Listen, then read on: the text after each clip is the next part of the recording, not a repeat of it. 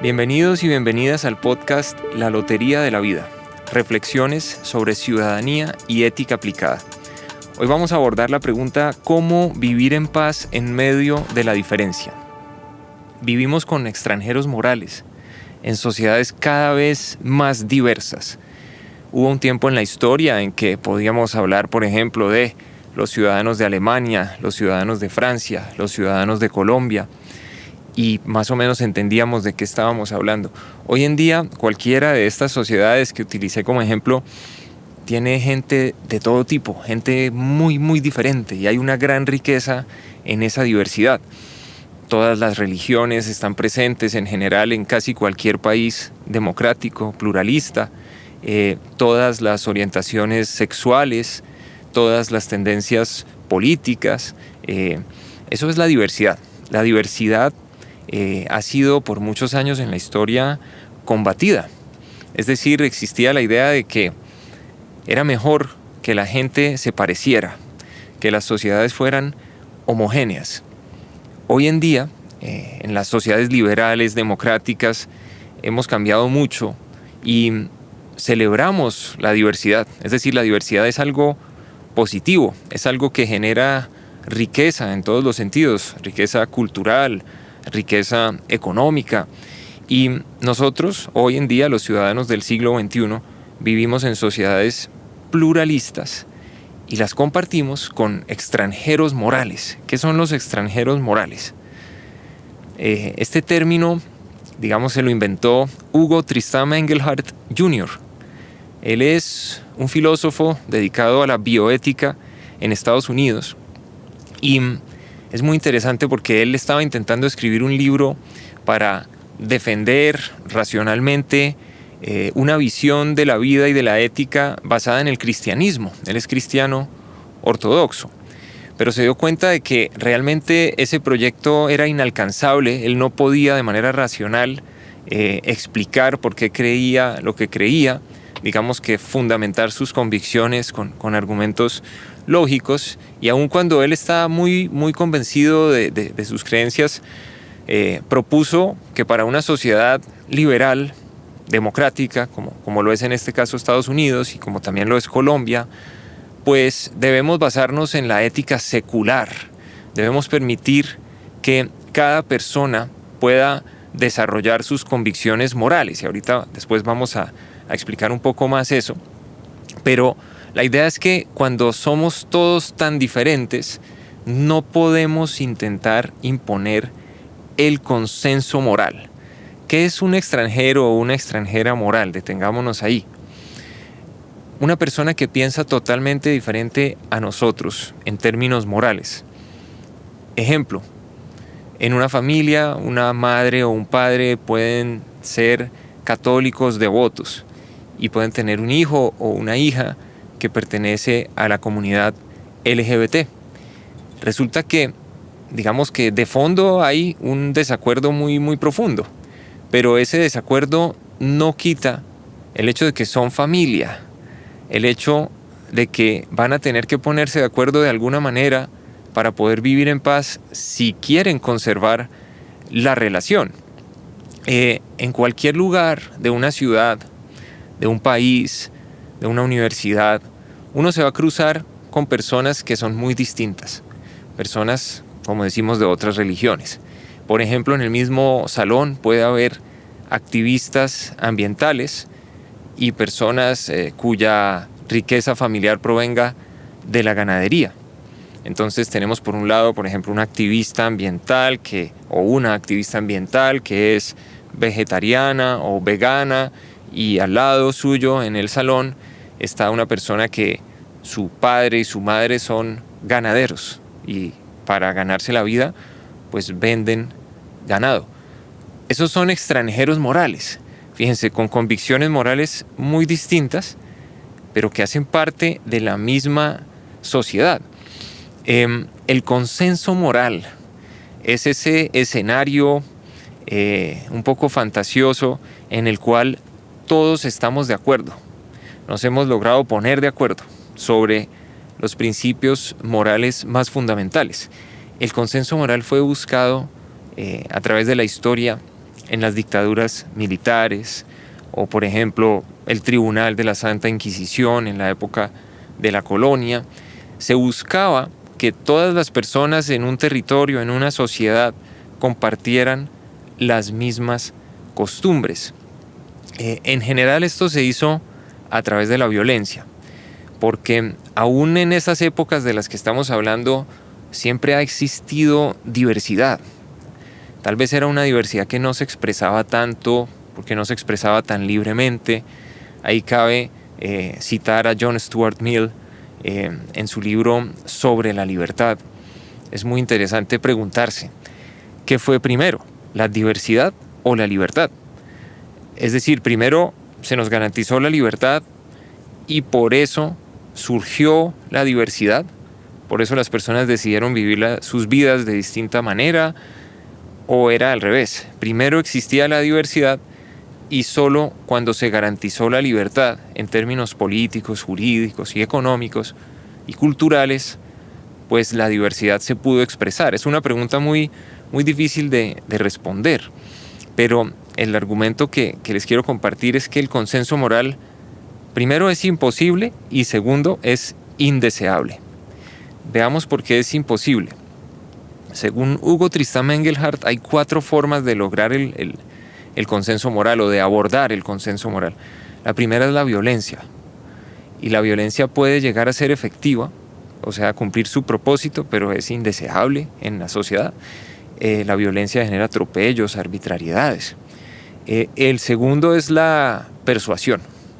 Y la persuasión es válida éticamente, entrar en una argumentación, en un diálogo, y con la argumentación se puede persuadir a una persona para que cambie de opinión, o uno mismo también puede cambiar de opinión por los argumentos de otros, pero eso nunca ocurre a escala macro y tampoco y mucho menos a una escala del 100% de la sociedad.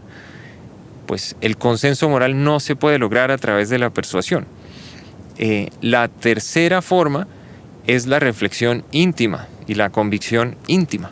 Cuando una persona reflexiona y cambia de opinión sobre aspectos éticos, sobre aspectos, digamos, de convicciones profundas, y cambia de opinión porque las personas cambian, las personas evolucionan, y eso puede suceder a lo largo de una vida. Una persona puede cambiar de opinión sobre varios aspectos. Eso tampoco ocurre a un nivel macro ni a un nivel de 100% de las personas. La cuarta forma de abordar el conflicto moral y llevarlo a algo positivo son los acuerdos sobre mínimos. Y eso es algo, digamos, que yo defiendo muy, muy directamente para nuestra época. Nosotros debemos lograr acuerdos sobre mínimos. ¿Qué es un acuerdo sobre mínimos? Veamos algunos ejemplos. Primero, en teoría, un acuerdo sobre mínimos es un acuerdo que dejaría a todas las personas parcialmente insatisfechas y parcialmente satisfechas al mismo tiempo. Con unos ejemplos vamos a, digamos, explicar esto bien a fondo y claramente. Las corridas de toros, primer ejemplo. Hay unas personas que están en contra de las corridas de toros y unas personas que están a favor de las corridas de toros. Las personas que están en contra de las corridas de toros, en general, es por la defensa de los derechos de los animales, porque consideran que los animales deben tener derechos y que la corrida de toros es una violación a estos derechos. Por otro lado, los que defienden las corridas de toros tienen una convicción diferente, dicen solo los seres humanos tienen derechos, es una convicción antropocéntrica, y hay unas tradiciones culturales que tenemos los seres humanos, y esas tradiciones también tienen valor en sí mismas y es importante conservarlas. No hay una igualdad en términos de derechos entre los animales y los seres humanos para esta posición. Esa es una discusión que es muy difícil de cerrar. No es posible convencer a la contraparte, y menos a nivel masivo, ¿no? A nivel de millones de personas que participan de esta conversación y de este conflicto moral. En una sociedad democrática, pluralista, estamos obligados a tomar decisiones que nos permitan convivir en paz. Existe la tentación de, por ejemplo, prohibir las corridas de toros en el momento en que la mayoría de las personas, comparten esta posición. O también de permitirlas en el momento en que es la mayoría que quiere permitir las corridas de toros la que está en el poder. Y eso es un círculo infinito, porque en la democracia, también como veremos en otro momento, las percepciones cambian, la opinión pública cambia. ¿Qué debe hacer una sociedad pluralista?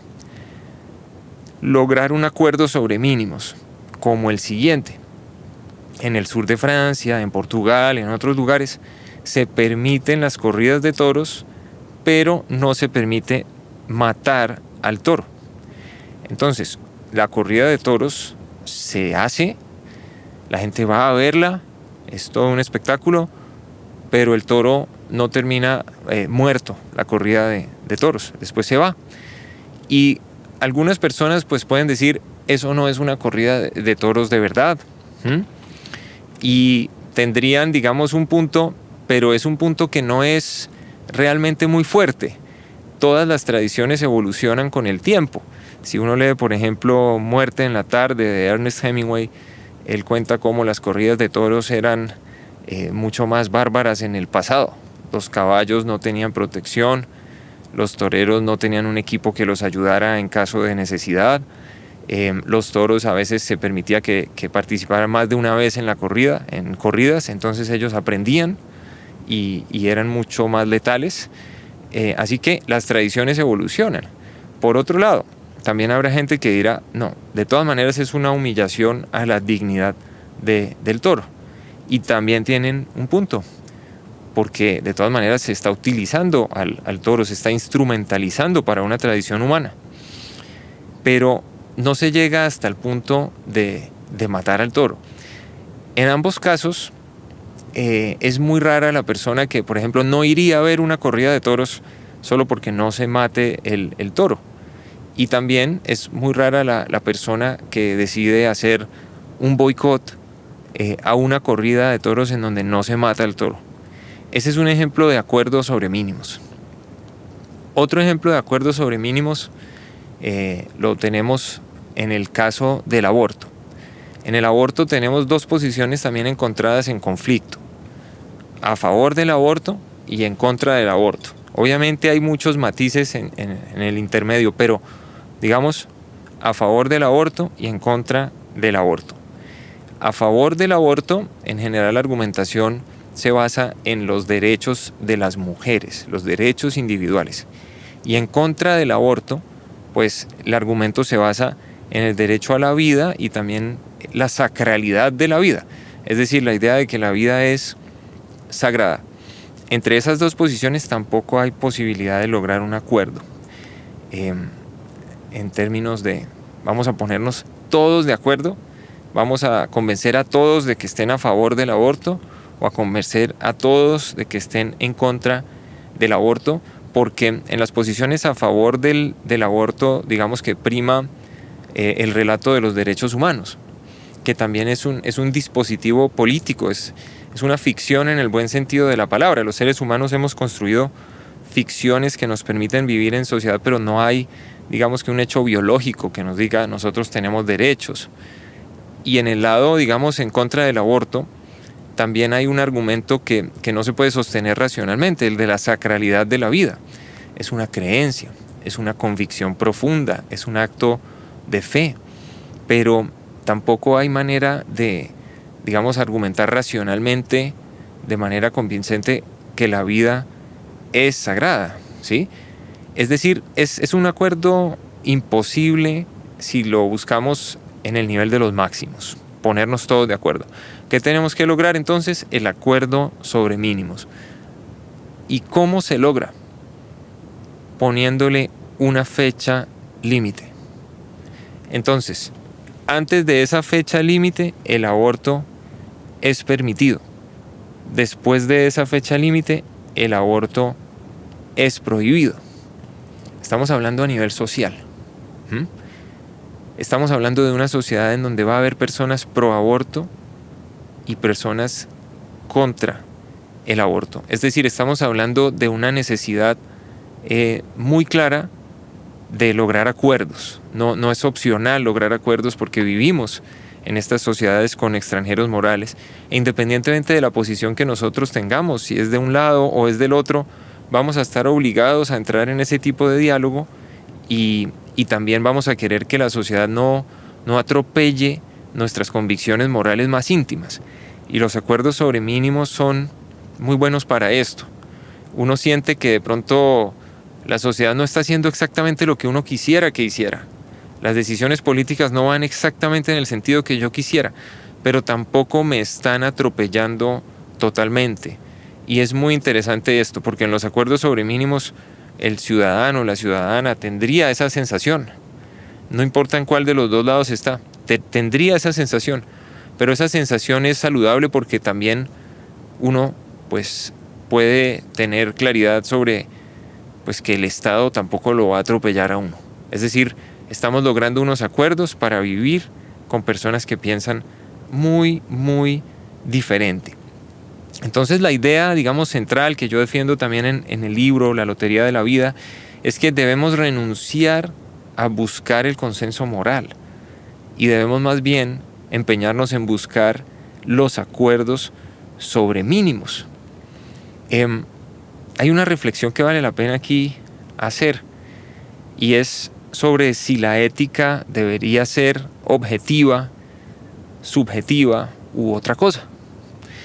Detengámonos un poco en esa reflexión. La ética es la reflexión sobre el bien y el mal, sobre la justicia y la injusticia. Es la reflexión sobre los principios que orientan las costumbres. Cuando hablamos de ética, sí estamos efectivamente hablando del bien y el mal. Es decir, argumentos como el bien y el mal no existen, no se sostienen cuando hablamos de ética. El problema es cómo hablar de ética sin atropellar al que piensa diferente. Entonces, yo defiendo una idea que es: la ética no puede ser objetiva, tampoco puede ser subjetiva. Tiene que ser intersubjetiva. Y voy a explicar esto. ¿Por qué no puede ser objetiva? No hay manera, y en la historia se ha confirmado, de decir, estos son los principios básicos que todo el mundo debería adoptar. Aquí está el bien, aquí está el mal. Aquí está la justicia, aquí está la injusticia. El que no esté de acuerdo con esto, pues se lo vamos a imponer. La ética, cuando se pretende que sea objetiva, puede llegar a ser arbitraria, puede llegar a atropellar, puede llegar a, por ejemplo, generar una tiranía de las mayorías sobre las minorías, al imponer las posiciones de las mayorías sobre todos los demás. La ética, cuando se pretende que sea objetiva, es incluso un instrumento peligroso, una herramienta peligrosa. Como podrán saber los que han estudiado la memoria histórica o la historia, los que saben cómo fue la experiencia de vivir en una dictadura, por ejemplo, o en un estado con una religión oficial. Entonces uno podría pensar que la ética debe ser subjetiva. Y tampoco. La idea de que cada persona defina lo que está bien y lo que está mal, lo que es justo y lo que es injusto, de manera aislada, individual pero aislada, es decir, en aislamiento de cualquier otra persona, de su comunidad, de su sociedad, y que pueda decidir lo que está bien y lo que está mal sin tener nada que ver con los demás, es muy, muy peligrosa. Y hay dos riesgos en esto: el intuicionismo moral y el relativismo moral. El intuicionismo moral es lo siguiente: que a uno le duele el estómago cuando ve algo que cree que está mal.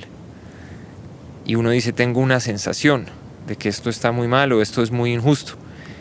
Por ejemplo, en un país, con una sociedad, digamos, de musulmanes, que sean musulmanes extremistas, no musulmanes moderados, o un estado controlado por el Islam, una mujer que salga a la calle caminando con la cabeza descubierta o aún peor, los hombros descubiertos, sería realmente un escándalo para esas personas en esa sociedad.